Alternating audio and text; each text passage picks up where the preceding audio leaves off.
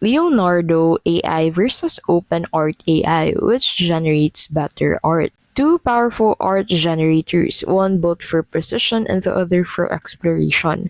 Today we're comparing Leonardo AI and OpenArt AI so you can choose the right tool for your creative flow. Let's start with Leonardo AI. This platform is built for artists who want control, consistency, and polish. It's ideal for concept art, game assets, book illustrations, and professional grade visuals. Leonardo gives you fine tuning tools and private model training, prompt weight control for precision, batch generation and star presets, and high quality outputs in fantasy, realism, and character design. If you're building a visual brand or need consistent character art, Leonardo is the powerhouse. Now let's talk about OpenArt AI. This platform is all about exploration and inspiration.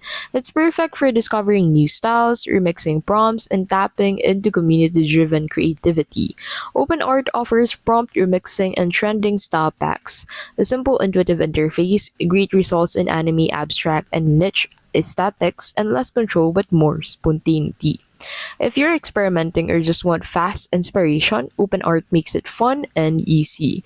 Now, let's create a head-to-head comparison between the two of these tools. For control and precision, Leonardo AI is more advanced.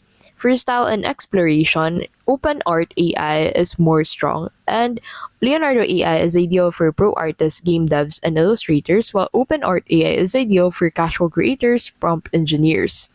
Now, the unique perks of Leonardo AI would be model training and batch generation, and the unique perks of OpenArt AI would be prompt remixing and trending styles. So, which one's better? If you need control and consistency, go with Leonardo AI.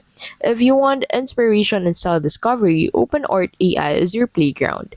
Many creators use both Leonardo to build and OpenArt to brainstorm.